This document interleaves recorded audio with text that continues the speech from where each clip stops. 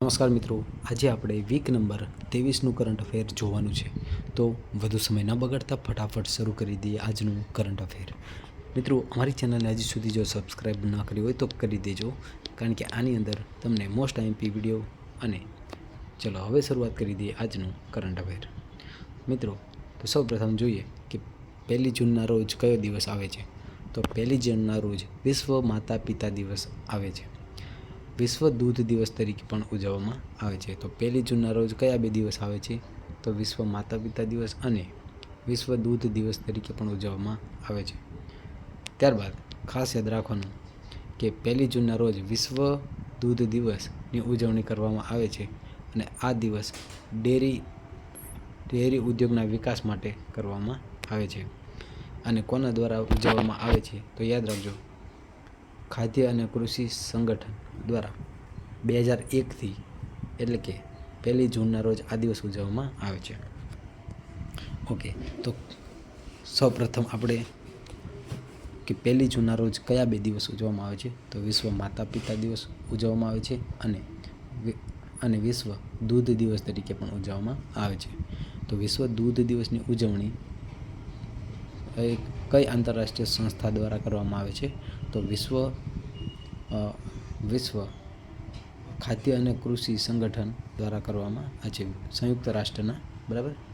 Okay, તો હવે તમારે યાદ રાખવાનું છે કે ખાદ્ય અને કૃષિ સંગઠન એટલે FAO, એટલે કે FAO દ્વારા 2001થી ઉજવણી કરવામાં આવે છે. ચલો, ત્યારબાદ જોઈએ કે હવે મિત્રો એક બીજી તારીખ યાદ રાખવાની છે કે રાષ્ટ્રીય દૂધ દિવસની ઉજવણી કોની યાદમાં કરવામાં આવે છે? તો મિત્રો યાદ રાખજો કે અત્યારે આપણે જે ઉપર જોયું છે એ કયો દિવસ હતો? તો મિત્રો આંતરરાષ્ટ્રીય, એટલે કે વિશ્વ દૂધ દિવસની ઉજવણી હતી. તો વિશ્વ દૂધ દિવસની ઉજવણી એ 1 જૂનના રોજ થાય છે. પરંતુ જો એમ પૂછવામાં આવે કે રાષ્ટ્રીય દૂધ દિવસની ઉજવણી ક્યારે કરવામાં આવે છે, તો તમારે યાદ રાખવાનું છે 26 નવેમ્બર. આ બેની અંદર કોઈ કન્ફ્યુઝન થવું જોઈએ નહીં, કારણ કે 26 નવેમ્બર એ અલગ છે અને 1 જૂન પણ બંને અલગ છે. બરાબર, એટલે આ ડેટમાં કન્ફ્યુઝન થાય નહીં. પણ દૂધ દિવસ બંનેમાં સેમ છે. એક છે રાષ્ટ્રીય દૂધ દિવસ, તો રાષ્ટ્રીય દૂધ દિવસ આવશે ત્યારે 26 નવેમ્બર આવશે. પરંતુ જો આંતરરાષ્ટ્રીય દૂધ દિવસ આવશે, એટલે કે વિશ્વ દૂધ દિવસ આવશે, ત્યારે તમારે યાદ રાખવાનું છે 1 જૂન. અને 1 જૂનના રોજ જે આંતરરાષ્ટ્રીય દૂધ દિવસની ઉજવણી કરવામાં આવે છે તે 2001થી શરૂઆત થઈ છે અને તેની ઉજવણી 2001થી થયા બાદ ફૂડ એન્ડ એગ્રીકલ્ચર ઓર્ગેનાઇઝેશન, એટલે કે FAO નામની સંસ્થા દ્વારા કરવામાં આવે છે. અને FAOનું વડું મથક રોમ, ઇટલીમાં આવેલું છે. આટલું યાદ રાખવાનું છે. અને જે 26 નવેમ્બર જે રાષ્ટ્રીય દૂધ દિવસની ઉજવણી થાય છે, જે 26 નવેમ્બર રાષ્ટ્રીય દૂધ દિવસની ઉજવણી થાય છે, તો એ કોની યાદમાં થાય છે? તો એના માટે યાદ રાખવાનું છે વર્ગીસ કુરિયનના જે જન્મદિવસ છે એ 26 નવેમ્બર છે. તો તમને ઇનડાયરેક્ટલી પ્રશ્ન પૂછી શકે છે કે વર્ગીસ કુરિયનનો જન્મદિવસ ક્યારે આવે છે? બરાબર, તો 26 નવેમ્બર. 26 નવેમ્બરે કયો દિવસ ઉજવવામાં આવે છે? તો યાદ રાખવાનું છે રાષ્ટ્રીય દૂધ દિવસ. રાષ્ટ્રીય દૂધ દિવસ કોની યાદમાં ઉજવવામાં આવે છે? તો વર્ગીસ કુરિયન. ઓકે, અને આંતરરાષ્ટ્રીય દૂધ દિવસ ક્યારે ઉજવવામાં આવે છે? 1 જૂન. અને આંતરરાષ્ટ્રીય દૂધ દિવસ સિવાય બીજો કયો દિવસ ઉજવવામાં આવે છે 1 જૂનના રોજ? તો વિશ્વ માતા પિતા દિવસ. ચલો મિત્રો, હવે આગળ જઈએ. મિત્રો, હજી એક વાત તમને જણાવી દઉં કે જો યાદ રાખજો, અત્યારે બે પ્રશ્ન વિદ્યાર્થીની અંદર કન્ફ્યુઝ કરતા હોય છે. તો એ કયા બે પ્રશ્ન છે હું તમને જણાવી દઉં કે જો અહીંયા જ્યારે કુરિયન વર્ગીસ આવે છે ત્યારે રાષ્ટ્રીય દૂધ દિવસ, એટલે કે શ્વેત ક્રાંતિ આવે છે. બરાબર. હવે એક પ્રશ્ન છે હરિત ક્રાંતિ. જ્યારે હરિત ક્રાંતિ આવે છે ત્યારે તમારે યાદ રાખવાનું છે MS સ્વામીનાથન, અને વર્ગીસ કુરિયન આવે ત્યારે રાષ્ટ્રીય દૂધ દિવસ યાદ રાખવાનું છે. ચલો આગળ જઈએ. શ્વેત ક્રાંતિ અને હરિત ક્રાંતિ આ બંનેમાં કન્ફ્યુઝન નહીં રાખતા. ચલો આગળ જઈએ. હવે વાત કરીએ ભારતીય ક્રિકેટનો નવો ટેસ્ટ કેપ્ટન શુભમન ગિલ, બરાબર. હવે ભારતીય ક્રિકેટનો નવો કેપ્ટન કોણ બને છે?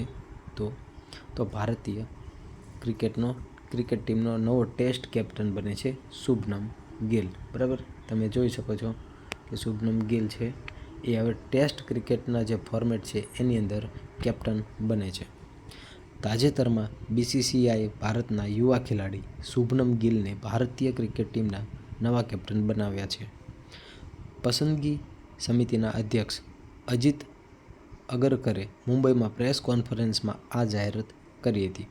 તો મિત્રો આ પ્રશ્ન તમને પૂછી શકે છે કે BCCIના બરાબર BCCIએ હાલમાં કયા યુવા ખેલાડીને ભારતીય ટેસ્ટ ક્રિકેટ ટીમના નવા કેપ્ટન બનાવ્યા છે? તો યાદ રાખવાનું છે શુભમન ગિલ. પસંદગી સમિતિના અધ્યક્ષ અજીત અગરકરે. તો મિત્રો યાદ રાખજો કે BCCIના પસંદગી સમિતિના અધ્યક્ષ કોણ છે? તો અજીત અગરકર. અજીત અગરકર એ કોની નિમણૂકની જાહેરાત કરી છે? તો શુભમન ગિલ. શું જાહેરાત કરી છે? કે ટેસ્ટ ક્રિકેટનું ફોર્મેટ છે એની અંદર હવેથી કેપ્ટન બને છે શુભમન ગિલ. આવી જાહેરાત કોણે કરી છે? અજીતભાઈએ કરી છે. અને અજીતભાઈ કોણ છે? તો BCCIના પસંદગી સમિતિના અધ્યક્ષ, બરાબર. BCCIના પસંદગી સમિતિના અધ્યક્ષ કોણ છે? અજીત અગરકર. અને મુંબઈ કોન્ફરન્સમાં આ જાહેરાત કરી. કઈ કોન્ફરન્સમાં? મુંબઈ કોન્ફરન્સમાં. ત્યારબાદ ભારતીય ક્રિકેટ ટીમના પ્રસિદ્ધ ક્રિકેટર રોહિત શર્માની ટેસ્ટ ક્રિકેટમાંથી નિવૃત્તિ બાદ. તો બીજો પ્રશ્ન અહીંયાથી બને છે કે ભારતીય ટીમના પ્રસિદ્ધ ક્રિકેટર હાલમાં જે નિવૃત્તિ લીધી છે તો નીચેના પૈકી કોણ? તો 4 ઓપ્શન હોય છે, તો એમાં જવાબ બને છે રોહિત શર્મા. તો ટેસ્ટ ક્રિકેટના ફોર્મેટમાંથી કોણે સંન્યાસ લીધો છે, કોને નિવૃત્તિ લીધી છે? તો હિટમેન એટલે કે રોહિત શર્મા એટલે હવે ટેસ્ટ ફોર્મેટમાં જોવા મળશે નહીં. નિવૃત્તિ લીધી છે. હવે એમની જગ્યાએ કેપ્ટન કોણ બન્યું છે? તો શુભમન ગિલ. તો ચલો બધું શોર્ટ આઉટ થઈ ગયું છે. ત્યારબાદ જોઈએ ભારતીય ટેસ્ટ ક્રિકેટનું ટીમનું પદ ખાલી પડ્યું હતું. ઓકે, ચાલો હવે આગળ જોઈએ. ચલો મિત્રો, આમાંથી હું તમને પ્રશ્ન પૂછી લઉં. તમારી આંખો બંધ કરી દો અને પ્રશ્નના જવાબ દેવાનો ટ્રાય કરો, એટલે તમને ઇઝીલી બધું શોર્ટ આઉટ થઈ જશે. ચાલો, ભારતીય ક્રિકેટ ટીમનો નવો ટેસ્ટ કેપ્ટન કોણ બન્યું છે? ચલો, મનમાં વિચારી લીધું? હું જવાબ કહું છું શુભમન ગિલ. પ્રશ્ન નંબર 2, આંખો બંધ કરીને જવાબ આપવાનો પ્રયત્ન કરો. BCCIએ ભારતના યુવા ખેલાડી શુભમન ગિલની જગ્યાએ રોહિત શર્માની જગ્યાએ હાલમાં કયા નવા ખેલાડી આવ્યા છે? તો એમાં પણ શુભમન ગિલ. ઓકે, તો હવે ઇમ્પોર્ટન્ટ પ્રશ્ન છે. હવે પ્રશ્ન પૂછું છું, આંખો બંધ કરી દીજો. પસંદગી સમિતિના અધ્યક્ષ BCCIના પસંદગી સમિતિના અધ્યક્ષ કોણ છે? તો હું જવાબ આપું છું અજીત અગરકર.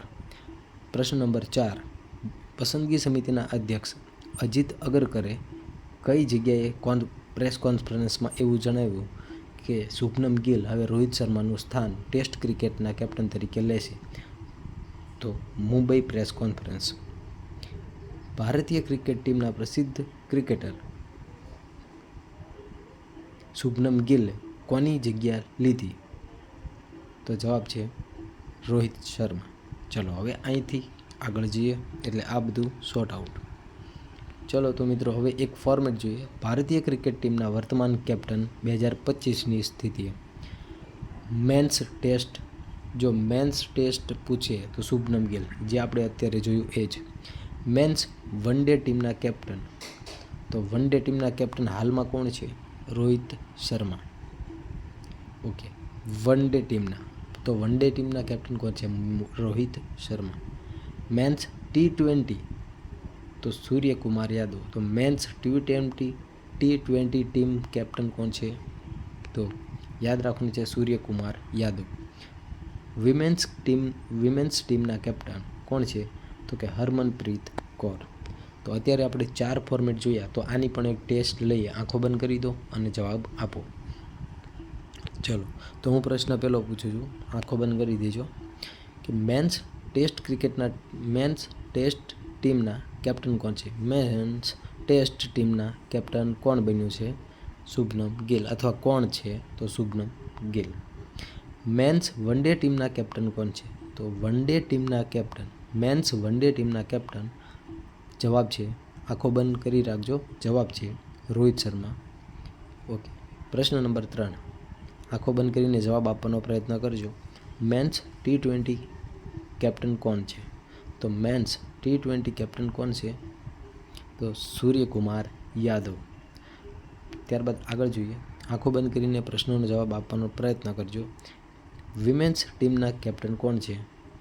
તો વિમેન્સ ટીમના કેપ્ટન છે તમામ ફોર્મેટના હરમનપ્રીત કૌર. ચલો આગળ જોઈએ. ત્યારબાદ નવો ટોપિક જોઈએ.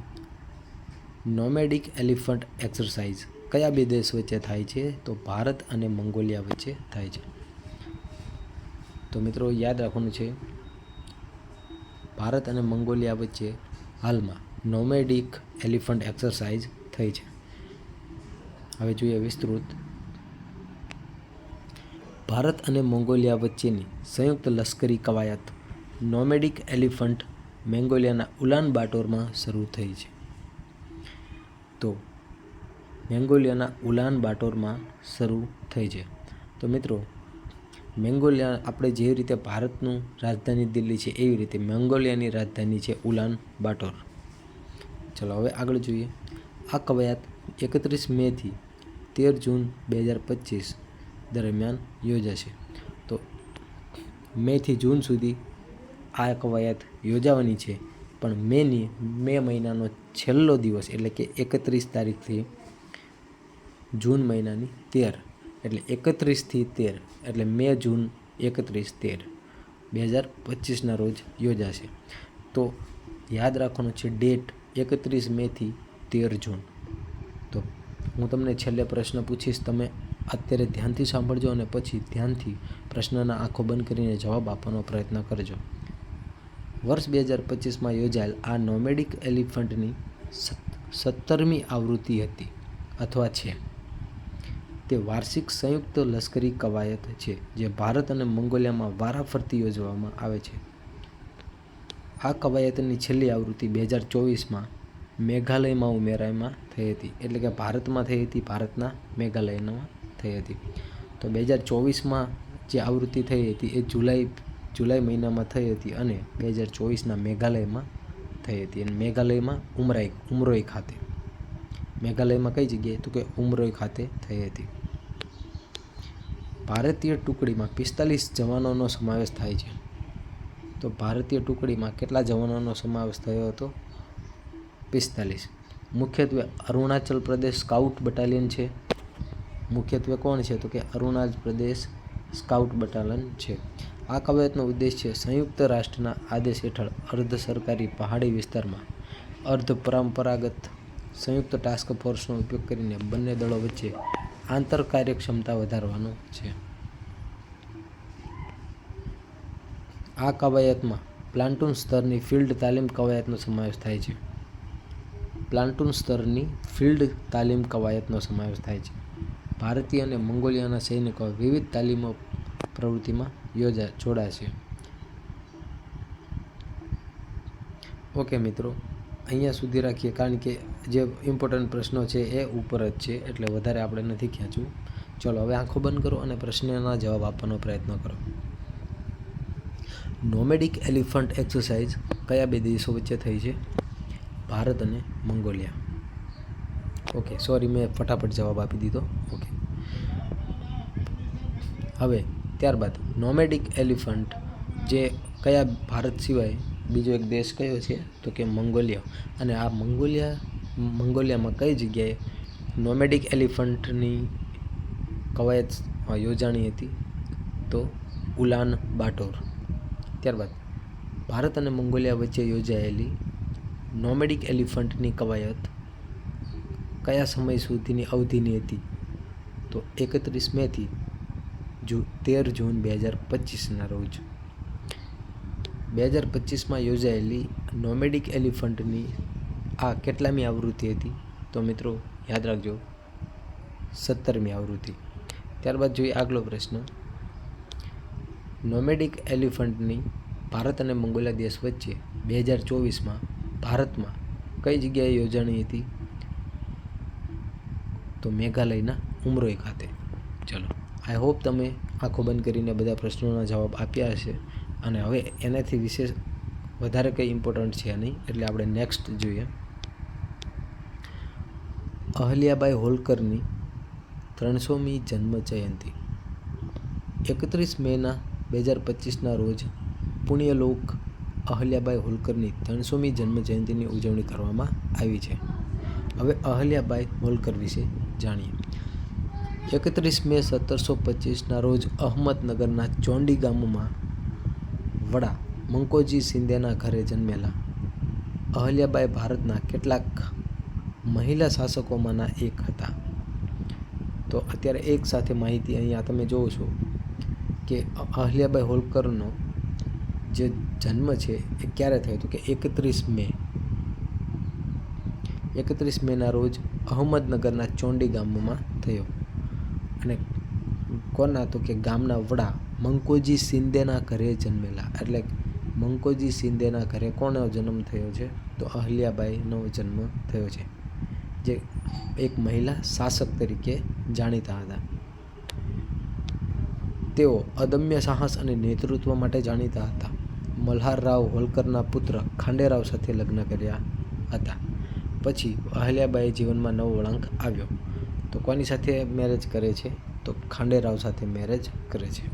ચલો, તેમના પતિના મૃત્યુ બાદ માળવાના રાજ્યનો હવાલો સંભાળ્યો હતો. તો અહલ્યાબાઈ હોલકરના પતિના મૃત્યુ બાદ કયા રાજ્યનો જે હવાલો છે સંભાળે છે? તો માળવાનો હવાલો સંભાળે છે. ત્યારબાદ અહલ્યાબાઈનું શાસન 1765થી 1795 સુધી નોંધપાત્ર 30 વર્ષ સુધી ચાલ્યું હતું. 1765થી 1795 એટલે 30 વર્ષ સુધીનું શાસન અહલ્યાબાઈ હોલકરે કર્યું હતું. કઈ જગ્યાએ જે શાસન કર્યું હતું? તો માળવા. બરાબર.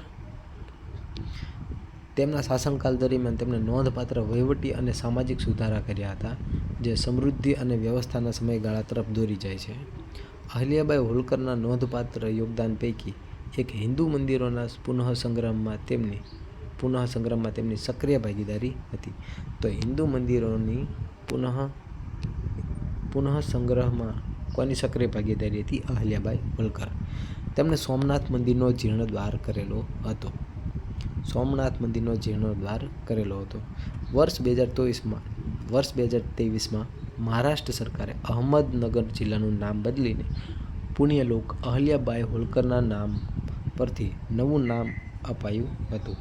તો કે અહલ્યાબાઈ હોલકરના જે નામ હતું એમાં મહારાષ્ટ્રમાં કયું નામ ચેન્જ કર્યું છે?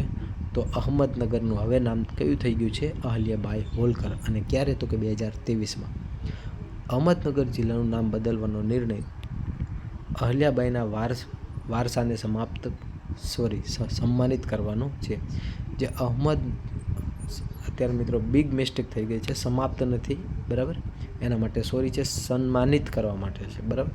તો અહમદનગર જિલ્લાનું નામ બદલીને નિર્ણય જે આ ટૂંકમાં નામ બદલવાનો જે નિર્ણય લીધો છે એ શા માટે લીધો છે? કે અહલ્યાબાઈ હોલકર છે એમને એક માન સન્માન આપવા માટે, સન્માનિત કરવા માટે છે. બરાબર. ઓકે. અહમદનગર મહારાષ્ટ્રના પશ્ચિમ વિસ્તારમાં આવેલું છે. બરાબર. અહમદનગર એટલે હાલમાં કયું નામ છે? તો કે પુણ્યલોક અહલ્યાબાઈ હોલકર. તો પુણ્યલોક અહલ્યાબાઈ હોલકર હાલમાં કયા વિસ્તારમાં આવ્યું છે? તો કે મહારાષ્ટ્રના પશ્ચિમ વેસ્ટર્ન સાઈડ આવેલું છે. મધ્યકાલીન સમયગાળામાં રાષ્ટ્રકૂટ વંશના રાજવંશ પશ્ચિમ ચાલુક્યો અને પછી દિલ્હી સલ્તનતને આ પ્રદેશ પર શાસન કર્યું છે. ચલો, આઈ હોપ તમને આ ક્લિયર થઈ ગયું છે, અને ના થયું તો એકવાર ફરી વિડીયો રિવર્સ કરીને જોઈ શકો છો. તો હું તમને હવે પ્રશ્ન પૂછું છું, આંખો બંધ કરીને જવાબ આપવાનો પ્રયત્ન કરીશું. અહલ્યાબાઈ હોલકરની હાલ કેટલામી જન્મ જયંતિ ઉજવણી છે? તો 300મી જન્મ જયંતિ ઉજવણી છે. પ્રશ્ન નંબર 2. અહલ્યાબાઈ હોલકરનો જન્મ ક્યારે થયો હતો? તો જવાબ છે 31 મે 2025ના રોજ થયો હતો. આગળ જોઈએ, અહલ્યાબાઈ હોલકરનો જન્મ કોના ઘરે થયો હતો? તો મંકોજી શિંદેના ઘરે. અહલ્યાબાઈ હોલકરના જન્મ કયા ગામમાં થયો હતો? તો અહમદનગરના ચોંડી ગામમાં થયો હતો. અહલ્યાબાઈ હોલકરના સન્માનમાં અહમદનગરનું નામ બદલીને હાલમાં કયું નામ કરવામાં આવ્યું છે? તો મિત્રો યાદ રાખજો, પુણ્યલોક અહલ્યાબાઈ હોલકર કરવામાં આવ્યું છે. ત્યારબાદ અહલ્યાબાઈ હોલકરે કોની સાથે લગ્ન કર્યા હતા? તો ખાંડેરાવ સાથે લગ્ન કર્યા હતા. તો અહલ્યાબાઈ હોલકરે ખાંડેરાવ સાથે લગ્ન કર્યા હતા. આ ખાંડેરાવ કોણ હતા? કોના પુત્ર હતા? તો મિત્રો તમારે યાદ રાખવાનું છે, મલ્હારરાવ હોલકરના પુત્ર હતા. મલ્હારરાવના પુત્ર ખાંડેરાવ, જેમણે અહલ્યાબાઈ હોલકર સાથે લગ્ન કર્યા હતા, એમનું અવસાન થયા બાદ કયા રાજ્યનો હવાલો અહલ્યાબાઈ હોલકરે સંભાળ્યો હતો? તો યાદ રાખવાનું છે, માળવા રાજ્યનો હવાલો સંભાળ્યો હતો. મલ્હારરાવના પુત્ર ખાંડેરાવના લગ્ન અહલ્યાબાઈ હોલકર સાથે થયા, જેમણે માળવાનો પ્રદેશ પર શાસન કર્યું. તો આ શાસનનો સમયગાળો શું હતો અને કેટલા વર્ષ સુધી તેમણે શાસન કર્યું? તો યાદ રાખજો, 1665થી 1700 મિત્રો બિગ મિસ્ટેક છે, 1765થી 1795 અને જે 30 વર્ષ સુધી શાસન ચાલ્યું હતું. 1765થી 1795 અને આ શાસન એમણે 30 વર્ષ સુધી માળવા પર રાજ કર્યું હતું અહલ્યાબાઈ હોલકરે. મિત્રો અમુક મિસ્ટેક થઈ જાય છે બોલવામાં, એને ઇગ્નોર કરજો, કારણ કે બને ત્યાં સુધી મિસ્ટેક થવાની ચાન્સીસ ઓછા હશે. બરાબર, ઓકે. ચલો મિત્રો, હવે નેક્સ્ટ ટોપિક જોઈએ. 78મો વિશ્વ આરોગ્ય સભા એટલે કે વર્લ્ડ હેલ્થ એસેમ્બલી. બરાબર, તો હવે વાત કરીએ તાજેતરમાં સ્વિટ્ઝરલેન્ડના જીનીવામાં 78મી વિશ્વ આરોગ્ય સભા એટલે કે વર્લ્ડ હેલ્થ એસેમ્બલી યોજાઈ હતી. બરાબર, હવે વિશ્વ આરોગ્ય સભા 2025ની થીમ વન વર્લ્ડ ફોર હેલ્થ એટલે કે આરોગ્ય માટે એક વિશ્વ. વન વર્લ્ડ ફોર હેલ્થ, તો વન વર્લ્ડ એટલે કે આરોગ્ય માટે એક વિશ્વ એટલે એક વિશ્વ. ઓકે, ચલો. મોસ્ટ આઈમ્પી છે કે 78મી જે આરોગ્ય સભા ક્યાં યોજાઈ હતી?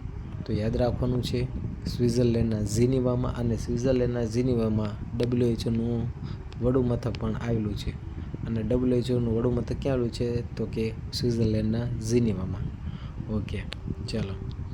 હવે વાત કરીએ, સભ્ય દેશોએ આરોગ્યના તમામ ક્ષેત્રમાં 75 વસ્તુઓ અને પેટા વસ્તુઓ પર વિચારણા કરી હતી અને ચર્ચામાં ભાગ લીધો હતો. તમામ માટે આરોગ્ય સુધારણા માટે પરિણામલક્ષી ઠરાવ અપનાવ્યા હતા. પૂર્વ આફ્રિકન દેશો ચાડ, જીબુટી, ઇથોપિયા, સોમાલિયા, દક્ષિણ સુદાન અને સુદાન એ કાલા આઝાર તરીકે ઓળખાતા વાઇસરોય લેશમેનિયાને નાબૂદ કરવા માટે એક MOU પર હસ્તાક્ષર કર્યા હતા. તો મિત્રો કયા દેશોએ? તો મોસ્ટ ટાઈમ છે કાલા આઝાર એ આ લેશમાનિયા ડોનોવાની જે છે, બરાબર, એ એક રોગ છે. બરાબર, ઓકે. અને આટલા દેશોમાં એ શું કર્યું છે? તો કે MOU કર્યા છે. અને MOU એટલે કે મેમોરેન્ડમ ઓફ એસોસિએશન એટલે એનું પૂરું નામ છે. હવે જોઈએ કે પૂર્વ આફ્રિકન દેશો કયા એવા છે કે જેને આ કાલા આઝાર નામનો જે રોગ છે, બરાબર, એને નાબૂદ કરવા માટે આ હસ્તાક્ષર કર્યા છે. આ કાલા આઝાર છે એક રોગ છે. બરાબર, ઓકે. હવે વાત કરીએ તો કે ચાડ, જીબુટી, ઇથોપિયા, સોમાલિયા, દક્ષિણ સુદાન અને સુદાન. દક્ષિણ સુદાન પણ છે અને સુદાન પણ છે. બરાબર, ચલો.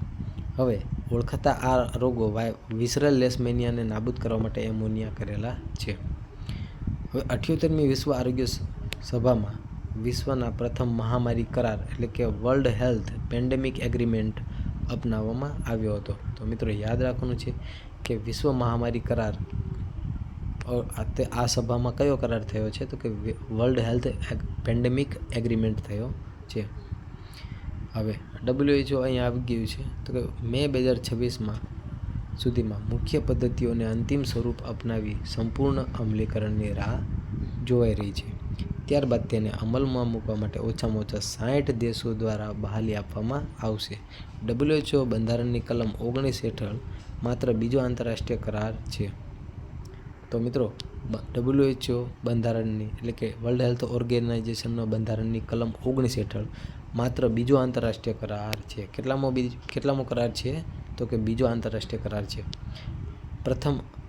અગાઉ પ્રથમ WHO ફ્રેમવર્કમાં કન્વેન્શન ઓન ટોબેકો કંટ્રોલ 2003 થયું હતું. પહેલો કરાર કયો હતો? તો કે વર્લ્ડ હેલ્થ ઓર્ગેનાઇઝેશન દ્વારા તો કે framework conservation on tobacco control હતું. આ કરારનો વૈશ્વિક મહામારીના નિવારણ તૈયાર અને પ્રતિભાવને મજબૂત બનાવવાનો છે. આ કરારનો સ્વીકાર કોવિડ-19 મહામારીને કારણે પીડાને પુનરાવર્તન વિશ્વને બચાવવા માટેની પેઢી દર એકવાર મળતી તક છે. મિત્રો, જે ઇમ્પોર્ટન્ટ નહીં હોય હું એને ફક્ત વાંચી જઈશ અને ઇમ્પોર્ટન્ટ હશે એને હું તમને સમજાવી દઈશ. અગાઉ વર્ષ દરમિયાન સભ્ય દેશો pathogen access and benefit sharing system એટલે કે PABS પર પરામર્શ કરીને ઠરાવ પર નિર્માણ કરશે. હવે મિત્રો, આને યાદ રાખજો. PABSનું પૂરું નામ શું છે? Pathogen access and benefit sharing system છે. Pathogen access and benefit sharing system છે. Pathogen access and benefit sharing system છે. ચાલો, શેરિંગ સિસ્ટમ ISS હોવો જોઈએ પણ નથી, બરાબર? યાદ રાખજો, શેરિંગ સિસ્ટમ. ચાલો, હવે વાત કરીએ કે વિશ્વ હેલ્થ એસેમ્બલી, બરાબર? તો વિશ્વ આરોગ્ય સભા અને વર્લ્ડ હેલ્થ એસેમ્બલી એ વર્લ્ડ હેલ્થ ઓર્ગેનાઇઝેશનની નિર્ણય લેતી સંસ્થા છે. વિશ્વ આરોગ્ય સંસ્થા દેશોને પ્રતિનિધિ એ તમામ WHO સભ્ય દેશોના પ્રતિનિધિનું બનેલું છે. હવે નીતિઓ નક્કી કરવા, બજેટ મંજૂર કરવા અને કાર્યક્રમોની સમીક્ષા કરવા માટે એસેમ્બલી દર વર્ષે મળે છે. દર વર્ષે WHOના મુખ્યાલય એટલે કે સ્વિટ્ઝરલેન્ડ જીનીવામાં ખાતે યોજાય છે. વિશ્વ આરોગ્ય સભાના કાર્યો નીચે મુજબ છે. તો આ સભા શું કાર્ય કરે છે? તો કે WHOની નીતિ અને પ્રાથમિકતાનું નક્કી કરે છે. WHOના ડાયરેક્ટર જનરલની નિમણૂક કરે છે. ત્યારબાદ પ્રસ્તાવિત કાર્યક્રમને બજેટની સમીક્ષા અને મંજૂરી કરે છે. WHOના બંધારણના અનુચ્છેદ 19 હેઠળ આંતરરાષ્ટ્રીય સંધિઓ અને કરારો કરે છે. વિશ્વ આરોગ્ય વલણોનું નિરીક્ષણ કરે છે અને આંતરરાષ્ટ્રીય પ્રતિભાવોનું સંકલન કરે છે. તો અહીંયા ઇમ્પોર્ટન્ટ વસ્તુ છે એ તમે જોઈ શકો છો કે WHO વડું મથક સૌપ્રથમ ક્યાં છે? તો કે તમે જુઓ છો, આપણે શરૂઆતમાં જ જણાવી દીધું હતું, બરાબર? તો કે સ્વિટ્ઝરલેન્ડના જીનીવામાં છે. એ શું કાર્ય કરે છે WHO? તો કે જે નીતિઓ છે એ નીતિઓ કરે છે અને જે WHOના જે ડાયરેક્ટર જનરલ છે એની નિમણૂક કરે છે. તો મિત્રો, મને જણાવી દેજો કે WHOના ડાયરેક્ટર જનરલ હાલમાં કોણ છે કમેન્ટ બોક્સમાં, બરાબર? ચલો, વન લાઇનર પ્રશ્ન જોઈ લે, પરંતુ હું તમને એકવાર તમારી આંખો બંધ કરો અને એમાંથી પ્રશ્ન આપવાના જવાબ ટ્રાય કરો. તો વિશ્વ આરોગ્ય સંસ્થા સભા દ્વારા હાલમાં કેટલામી સભા યોજાણી છે? તો 78મી સભા યોજાણી છે. તો 78મી વિશ્વ આરોગ્ય સંસ્થાની જે સભા યોજાણી છે, કઈ જગ્યાએ યોજાણી છે? તો સ્વિટ્ઝરલેન્ડ જીનીવામાં યોજાણી છે. તો વિશ્વ આરોગ્ય સંસ્થાની 78 વિશ્વ આરોગ્ય સંસ્થા દ્વારા સંસ્થા અહીંયા છે પરંતુ એસેમ્બલી, તો વિશ્વ આરોગ્ય સંસ્થા એટલે કે વિશ્વ આરોગ્ય સભા જે સ્વિટ્ઝરલેન્ડના જીનીવામાં યોજાણી હતી, તો એ હાલ 78મી હતી. અને તેની થીમ શું હતી 2025ની? તો કે એની થીમ હતી વન વર્ડ ફોર હેલ્થ હતી. ત્યારબાદ વિશ્વ આરોગ્ય સભા દ્વારા કયા રોગના જે નિયંત્રણ માટે MOU કરવામાં આવ્યા છે? તો કે કાલા આઝારને રોકવા માટેના કરાર થયેલા છે. અને કાલા આઝાર રોગ છે એ શેના દ્વારા થાય છે? તો યાદ રાખજો, લેશમેનિયા ડોનોવાનિસ અને વિસરેલ લેશમેનિયાસિસ યાદ રાખવાનું છે. ચલો, હવે વિશ્વ આરોગ્ય એસેમ્બલી દ્વારા એટલે કે વિશ્વ આરોગ્ય સભા દ્વારા 2025માં 78મી જે સભા હતી એની અંદર કયો કરાર કરવામાં આવ્યો છે? તો એનો જવાબ છે WHO પેન્ડેમિક એગ્રીમેન્ટ એટલે કે વિશ્વ પ્રથમ મહામારી કરાર. અને આ કેટલામો કરાર છે તો બીજો. WHOની કરારના મુદ્દાઓ તો કેટલા દેશો બહાલી આપે છે તો કે ઓછામાં ઓછા 60 દેશો બહાલી આપે છે. WHOના જે કરારો છે એ WHO બંધારણની કઈ કલમ અનુસાર કરવામાં આવે છે તો WHOની કલમ નંબર 19 હેઠળ કરવામાં આવે છે. ઓકે, WHO દ્વારા જે પ્રથમ કરાર કરવામાં આવ્યો હતો એ શેના વિશે હતો તો એ પ્રથમ કરાર હતો એ WHO framework convention on tobacco control એટલે કે તમાકુના નિયંત્રણ માટેનો હતો. તો અને 2003માં જે પ્રથમ કરાર થયેલો હતો અને 2025માં બીજો કરાર થયો છે. બીજો કરાર શેના માટે થયો છે તો કે લેશમેનિયાસિસને નાબૂદ કરવા અથવા તેની સામે લડવા. તો મિત્રો અત્યાર સુધી બધા જ પ્રશ્નો આવી ગયા છે. તો હવે આપણે જો તમે મારા પ્રશ્નનો જવાબ આપી દીધો હશે તો હવેથી જે વન લાઇનર પ્રશ્ન આવે છે એને તમે ઓપ્શન વગર જવાબ આપી શકશો. ચલો તો હવે આપણે વન લાઇનર પ્રશ્નો જોઈએ. તો મિત્રો અત્યારે તમે જવાબ જોયા વગર પ્રશ્ન આપવાના પ્રયત્ન કરજો અને આંખો બંધ કરીને પ્રશ્ન જવાબ આપજો. હું ઓપ્શન પણ બોલીશ પણ તમારે એક સાચો જવાબ પ્રયત્ન કરવાનો છે જેથી તમારે મજબૂત કરંટ અફેર થઈ શકે.